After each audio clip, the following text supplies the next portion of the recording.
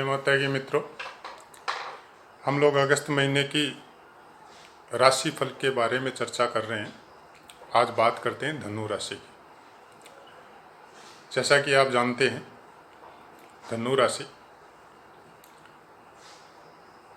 राशि मतलब अपने काम के प्रति इतने फोकस रहते हैं। ये लोग सोच समझ के डिसाइड करते हैं, जो भी प्लान बनाते हैं, जो भी निष्कर्ष निकालते हैं कि मेरे को क्या करना है, बहुत ही सोच समझ के डिसाइड करते हैं और पिन फोकस रखते हैं वहाँ पे जहाँ उनको ये काम करना है। और उसकी तरफ जब अग्रसर होते हैं करने के लिए, तो चाहे कितनी ही विपदा आए, कितनी बाधाएं आए, सबको अपने ज्ञान के द्वारा विजय प्राप्त करते हुए उस चीज़ को प्राप्त करके छोड़ते हैं। ये इनकी एक खास बात। बाकी बहुत सी बातें हैं जिसके विषय में मैं फिलहाल चर्चा हम लोग नहीं कर रहे हैं। हम लोग केवल राशियों के अध्ययन कर रहे हैं कि अगस्त महीने का कैसा फल हो सकता है राशियों का। एक नॉर्मल थिंकिंग जो धनु राशि के बारे में है वो मैंने आपको बता दी। धनु राशि में दूसरे स्थान पे शनि का गोचर चल रहा है, जो धनु राशि वालों के लिए शायद आपने दूसरी जगह भी सुना होगा, कोई विशेष अच्छा फल यहाँ पे प्राप्त नहीं होता है धनु राशि के जातकों को, शनि का गोचर फल। लेकिन यहाँ पे इसको आप अच्छा फल भी मान सकते हैं। कारण क्या है, शनि यहाँ पे बैठ के आपके अष्टम स्थान को देखेगा और अष्टम स्थान से कनेक्टेड जितने भी खराब फल हैं उन सब का नाश करेगा। उन सब में चाहे आपका कोई छोटा मोटा चोट वगैरह का काम, चाहे कोई स्वास्थ्य का प्रॉब्लम हो, वो सब का नाश कर लो। चाहे उन सब से संबंधित कोई अच्छे फल हो, वो सब का नाश शनि यहाँ पे दूसरे स्थान पे बैठ के करेगा। तीसरी दृष्टि से ये चतुर्थ स्थान को देखेगा, माता से थोड़ी अनबन बनाएगा, लेकिन यहाँ पे ये कुछ शुभ फल भी आपको दे सकता है। कुछ अपने बलबूते पे, अपनी मेहनत से कुछ स्थायी संपत्ति में बढ़ोतरी ऐसे जातकों की इस महीने में हो सकती। अब ये 11 स्थान को देखेगा पूर्ण दृष्टि से, उच्च दृष्टि से, तो लाभ के मामले में जो भी वर्क आप करते हैं उसका जो अर्निंग आपको होना चाहिए उसमें ये बढ़ोतरी करवाएगा। और कुछ कम काम में अच्छे इनकम के साधन क्रिएट करवाना ये यहाँ पे बैठ के शनि आपका करेगा। गुरु बैठा है तीसरे स्थान पे, जो आपके भाग्य स्थान को देखेगा और आपके छठे भाव को देखेगा, 1 2 3 4 5 सातवें भाव को देखेगा। और उसके बाद में ये भी 11वें भाव को दृष्टिगोचर करेगा। तो यहाँ पे राहु 7वें स्थान को देखने की वजह से आपके व्यापार में या आपके पार्टनर के साथ अच्छी ट्यूनिंग होगी। भाग्य भाव को देखने की वजह से भाग्य भाव में बढ़ोतरी होगी। यहाँ पे कुछ धर्म कर्म से संबंधित कुछ काम आपके घर में हो सकते हैं, या आप पर्सनल कोई तीर्थ का भ्रमण भी कर सकते हैं। यहाँ पे मंगल शुक्र खुद प्लेस है, तो इनका भी आपको अच्छा फल देखने को मिल सकता है। कुछ ऐसे काम जो आने वाले समय में आपके साथ घटित होंगे जिनका लॉन्ग लास्टिंग रिजल्ट बहुत अच्छा मिलेगा। 11वें स्थान को देखने की वजह से लाभ में किए हुए कामों के लाभ में आपको अच्छी बढ़ोतरी ये देखे जाएंगे। चंद्रमा की तो मैं बात ही नहीं कर रहा, क्योंकि चंद्रमा हर 2.5 दिन में अपना घर चेंज कर लेता है, तो उसकी बात मैं लास्ट में करूँ। राहु 6 स्थान में बैठ के आपको दुश्मनों पे विजय, कामों में सफलता और अच्छे लाभ की प्राप्ति, विदेश यात्रा, जो आपके बिजनेस से संबंधित हो, जो आपके काम से संबंधित हो, उनमें अच्छी सफलता राहु यहाँ पे 6 हाउस में बैठ के देख के जाता है। अष्टम स्थान में बुध और सूर्य दोनों गोचर कर रहे हैं और इनको शनि भी पूर्ण दृष्टि से देख रहा है। तो बुध और सूर्य का गोचर की वजह से आपको यहाँ पे अचानक से कुछ धन प्राप्ति का योग बन सकता है। छोटी मोटी चोटों से या कुछ व्हीकल वगैरह से सावधानी बरतें। मंगल और शुक्र भाग्य भाव में बैठ के भाग्य को बढ़ाते, पिता के साथ रिलेशन अच्छा करते, इनका भी अच्छा फल आपको देखने को मिलेगा। स्वास्थ्य की दृष्टि से ये योग बहुत उत्तम है। उसके बाद में केतु आपके 12वें स्थान में बैठ के ये आपको लंबी यात्राएं दिलवा सकता है, कुछ मेंटल को डिस्टर्ब रख सकता है, कुछ दिमाग को इतना बिजी रखेगा कि बाकी चीज़ों के लिए समय में थोड़ी बहुत परेशानी आ सकती है। अब यहाँ पे अगर आप बोले कि जो भी खराब फल दे रहे हैं, जैसा कि मेरे को लगता है थोड़ा सा शनि की वजह से आपको प्रॉब्लम आ सकती है, जो आने वाले इस साल में तो पूरी रहेगी, अगले साल भी शनि यही रहेगा, लेकिन गुरु चेंज हो जाएगा तो वहाँ पे कुछ कमी आएगी। शनि का क्या उपाय करें? सिंपल उपाय है, छोटे छोटे उपाय है, जो आपको पसंद हो वो कर सकते हैं अपनी टाइम के हिसाब से।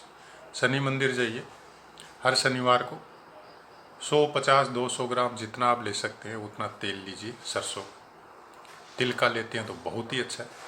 उसमें अपना चेहरा देखिए, और अगर वहाँ पे कोई पंडित है, कोई मूर्ति का पूजा करने वाला है तो उसके हाथ में दीजिए। अगर कोई नहीं है तो शनि भगवान की मूर्ति पे उसको अर्पित करके आइए। पहला काम अगर कर सके तो, अगल बगल में शनि मंदिर नहीं है या समय अभाव की वजह से नहीं कर सकते तो एक दीपक तिल तेल का या सरसों तेल का, उसमें थोड़े से काले तिल शनिवार को शाम को घर के बाहर जलाइए। अगर ये भी नहीं कर सकते तो फिर हर शनिवार को नहाते समय नहाने वाले पानी में थोड़ा सा तिल 10, 20, 50 पीस पानी में डाल लीजिए, उससे स्नान कीजिए। अब अगर आप तीनों ही नहीं कर सकते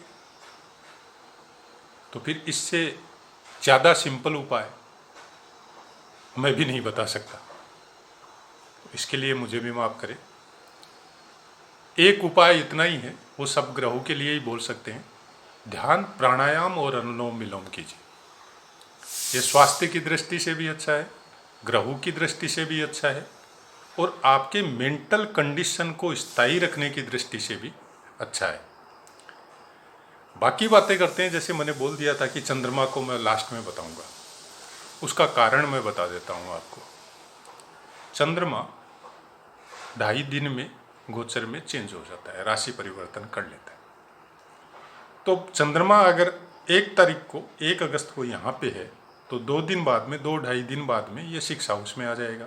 फिर 2.5 दिन बाद में ये 3rd हाउस में, आपके 7 हाउस में आ जाएगा। पूरे महीने में ये आपकी कुंडली का भ्रमण कर लेगा।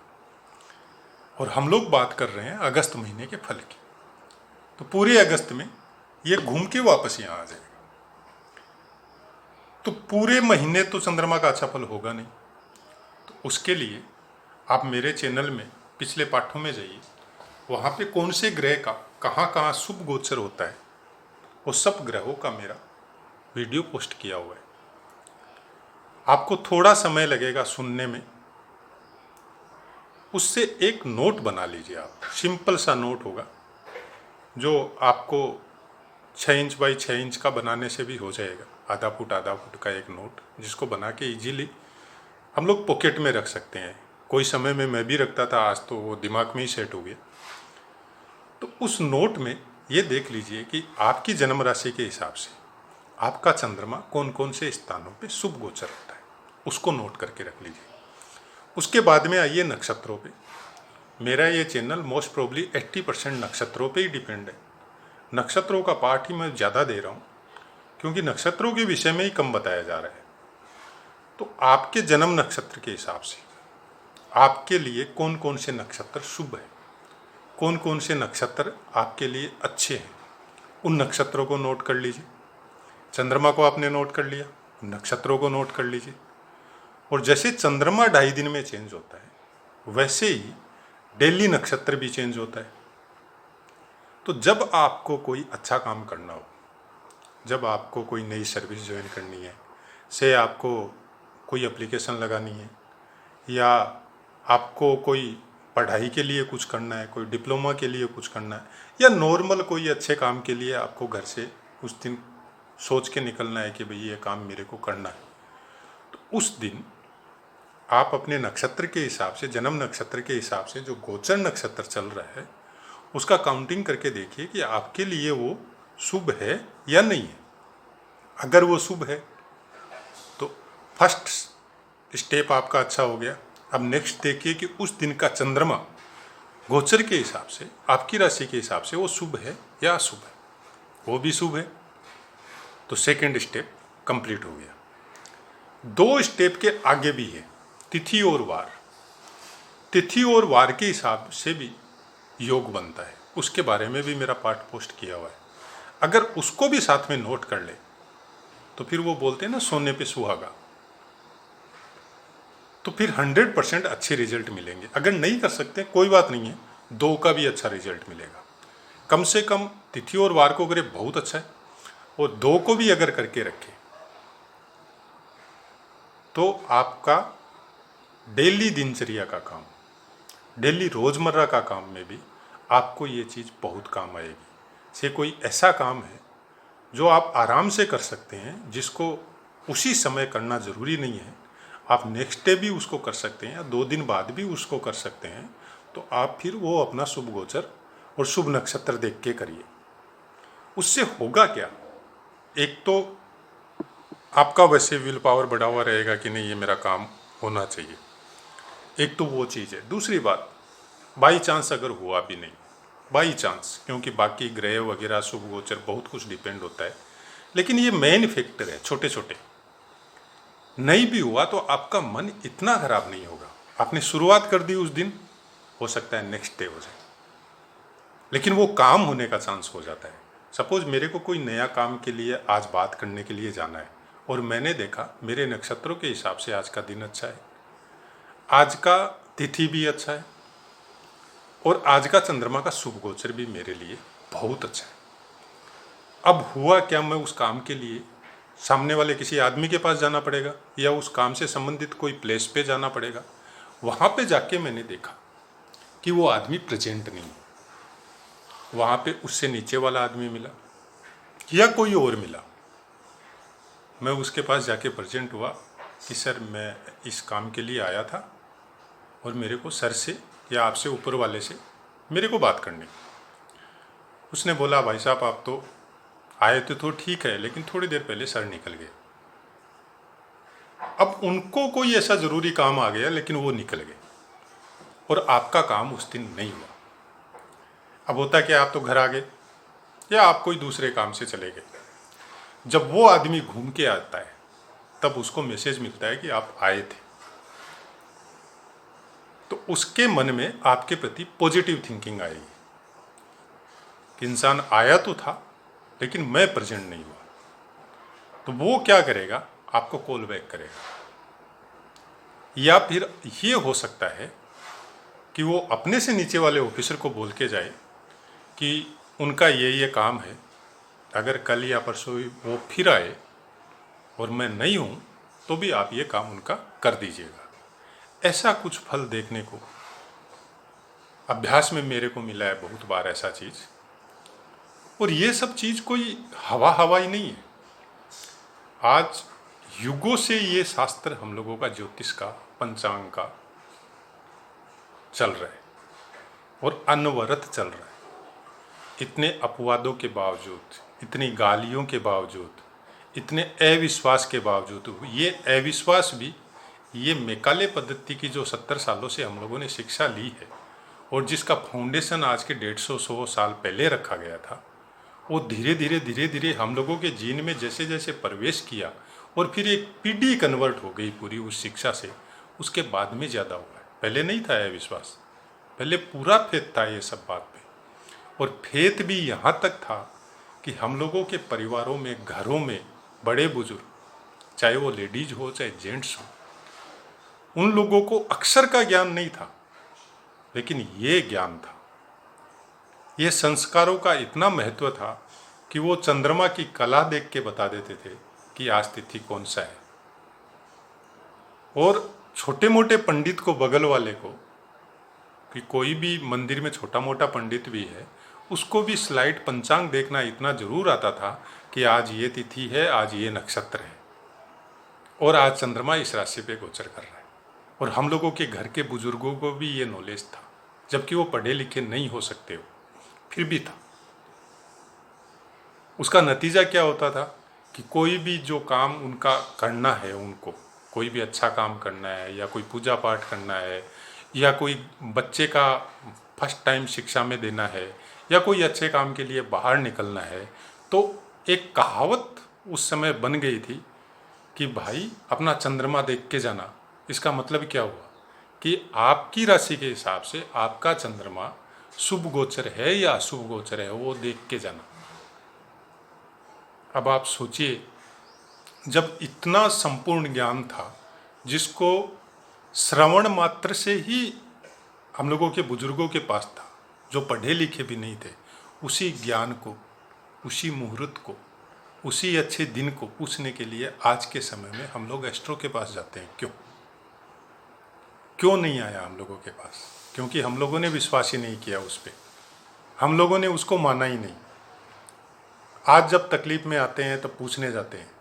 आपका काम तो आपके भाग्य की वजह से हो सकता है, गलत समय में निकलने की वजह से भी बन गया हो, लेकिन ये भी तो हो सकता है कि जिस समय में निकले उसके साथ जब आपका काम बना तो कुछ गलत चीज़ें भी आपके साथ उस काम के साथ आ गई, तो उसका इफेक्ट तो भोगना ही पड़ेगा। कि आपका एक काम तो बना लेकिन धीरे धीरे 4 काम आपके खराब होते गए। होता है ना, आप खुद देखा होगा किसी किसी परिवारों में कि बहुत ज़्यादा प्रोग्रेस कर लिया लेकिन घर में शांति नहीं है, परिवारों में आपस में ही झगड़ा है, आपस में ही एक दूसरे के साथ कोर्ट केस मुकदमे चल रहे हैं। किस लिए? पहले तो नहीं चलते थे इतने। अगर आप गाँव से या अपने बुजुर्गों से प्रजेंट है बुजुर्ग आपके परिवार में, घर में, तो आज के 60 साल 70 साल या 50 साल पहले का इतिहास सुनिए उनसे। उस समय गाँवों में कोई भी केस, कोर्ट मुकदमा, थाना पुलिस कुछ नहीं होता था। ऐसे कोई काम ही नहीं होते थे गाँव में कि उसके लिए पुलिस को या कोर्ट को आना पड़े या जाना पड़े वहाँ पे। छोटे मोटे कोई लड़ाई झगड़े कोई कारणवश हो भी जाते थे तो घर या गांव मोहल्ले के बुजुर्ग बैठ के उसको सलटा देते थे और वो सब मानते भी थे। आज क्या हो गया? छोटा सा कोई बात होता है, सीधा पुलिस, थाना, केस, कोर्ट, मुकदमा होते रहता है। झूठा भी होता है और सच्चा भी होता है, और भोग रहे हैं हम लोग। कारण क्या? यही कारण है। कोई भी अच्छे समय में हम लोग कोई अच्छा काम करते भी नहीं है। घर में उस समय संस्कारों से इतने ज़्यादा बढ़िया काम होते थे कि घर का छोटा सा बच्चा जो 4-5 साल का ही है, आज तो 3 साल के बच्चे को हम लोग कॉन्वेंट में डाल देते हैं बस्ता कंधे पे रख के शिक्षा के लिए। पहले नहीं था। पहले 5 साल 6 साल तक तो बच्चा प्राइमरी एजुकेशन में उस समय जाता था। वहाँ पे भी बच्चे को पढ़ाई से ज़्यादा खेल कूद में ही बिजी रखते थे उस समय के मास्टर, क्योंकि बच्चे की फिजिकल और मेंटल ग्रोथ बहुत ज़्यादा ज़रूरी थी। आजकल फिजिकल ग्रोथ तो होती नहीं है कुछ, और थोड़ी बहुत कोई फिजिकल ग्रोथ वो करता है तो फिर उसके लिए तो वो अलग से एक्सरसाइज कैंप ज्वाइन करो, वो भी एक उम्र के बाद में। जिम वगैरह ज्वाइन करता है या बूस्टर वगैरह खाता है तो उसकी वजह से वो फिजिकल ग्रोथ होती है उसकी। उस समय तो बचपन में ही होता था और वो ही ज़्यादा इफेक्टिव था, उसी से ज़्यादा इम्यून डेवलप होता था आपका। लेकिन उस चीज़ को हम लोग भूल चुके। तो मेरा कहने का मतलब यही है कि ज़्यादा मैं इस विषय में बोलने जाऊँगा तो फिर वीडियो इतना लंबा हो जाएगा कि फिर आप सुनना भी नहीं चाहेंगे। कम से कम थोड़ी चीज़ों को अपनी दिनचर्या में सम्मिलित कर लीजिए और उसके हिसाब से चलना चालू कीजिए। आप देखिएगा आपको बहुत अच्छा रिजल्ट मिलेगा। करके देखिए, कुछ दिन उस पर चल के देखिए, तब रिजल्ट मिलेगा। और सब ग्रहों का ठीक करने का सबसे सुंदर, सस्ता और सबसे बेस्ट इलाज है कम से कम 10 से 20 प्राणायाम डेली होना चाहिए खाली पेट, 10 से 20 अनुलोम विलोम डेली होना चाहिए। 3 मिनट से 5 मिनट का समय लगेगा। और अगर ज़्यादा टाइम दे सकते हैं तो थोड़ी देर ध्यान या साधना या आपका कोई भी जाप, जिसको भी आप जपते हैं वो कीजिए। ग्रहों के लिए, तत्वों को कंट्रोल करने के लिए, ग्रह क्या है, आपके शरीर में कौन कौन से तत्व है कितने परसेंटेज और मात्रा में होने चाहिए। बचपन में जो ग्रह आपकी कुंडली में प्लेस हुए हैं उसी ग्रहों के हिसाब से आपके शरीर का निर्माण होता है और उसी ग्रहों के हिसाब से उन ग्रहों से संबंधित तत्व आपकी बॉडी में निर्मित होते हैं। और जो भी तत्व जिसकी भी बहुतायत या कमी आपके शरीर में प्रेजेंट समय में हो गई उसी से कनेक्टेड बीमारी होती है। ये है सिंपल भाषा में एक्चुअल फैक्ट ग्रहों का। अब आप उसको कैसे कंट्रोल कर सकते हैं? आप जाइए एस्ट्रो के पास, जाइए किसी और के पास, बड़े बड़े उपाय, बड़ी बड़ी चीज़ों, मैं न तो इनमें विश्वास करता, न मैं इनको रिकमेंड करता, न मैं आपको ये बोलता कि आप ये स्टोन पहन लो, वो स्टोन पहन लो। मैं सिंपल एक साधारण आदमी, एक छोटी मोटी अर्निंग करने वाला आदमी कैसे अपने ग्रह को ठीक कर सकता है, मैं वो उपाय बताने का कोशिश करता हूँ। क्योंकि इतने बड़े उपाय हर आदमी के लिए करना पॉसिबल नहीं है। और उसमें भी आपकी अगर थोड़ी सी भी मिस्टेक हो जाए, से आपको किसी ने बता दिया कि ये स्टोन पहन लो, कितने दिन, क्या जीवन पर्यंत पहनना है? नहीं, मैं नहीं मानता इस बात को। एक पर्टिकुलर समय आता है, उसी तक पहनना पड़ता है, लेकिन हम लोग उसको अंगूठी को अंगुली में हमेशा लटका के घूमते रहते हैं। आपको पता ही नहीं चलता है आपके शरीर में क्या डेवलपमेंट हो गया और उस ग्रह से संबंधित कनेक्टेड जो तत्व है आपके कितने बढ़ गए आपके शरीर में, आपको पता ही नहीं चलता। और जब वो तत्व बढ़ के एक भयंकर बीमारी का रूप धारण कर लेते हैं तब जाके आपको पता चलता है। फिर भी आप ये नहीं जानते कि इस अंगूठी पहनने की वजह से ये काम हुआ है। तो मित्रों, मेरा कहने का मतलब यही है कि किसी भी ज्ञान को जब समझना चालू करें तो थोड़ा अच्छे से समझे, लॉजिक भी समझे उसका। ग्रहों का हो, तिथियों का हो, चाहे नक्षत्रों का हो, उसको डीपली अध्ययन करें। चैनल में ग्रहों से संबंधित, नक्षत्रों से संबंधित तो बहुत पाठ है। मुहूर्त के विषय में भी, शुभ गोचर अशुभ गोचर उसके विषय में भी, अष्टक वर्ग के विषय में भी बहुत से पाठ मेरे दिए हुए हैं। आप उनको थोड़ा शांति से सुनें और सुन के खुद के ऊपर उसको एक्सपीरियंस में लाएं कि आप क्या है और कैसे इस ज्ञान को हम लोग अपनी दिनचर्या में, दैनिक दिनचर्या में हम लोग इसको सम्मिलित कर सकते हैं। तो मित्रों, धनु राशि का मैंने बता दिया, आशा है आपको समझ में आया होगा। पाठ से संबंधित कोई भी क्वेश्चन हो आप कमेंट कीजिए, आपको 100% आंसर मिलेगा। जय माता की मित्रों।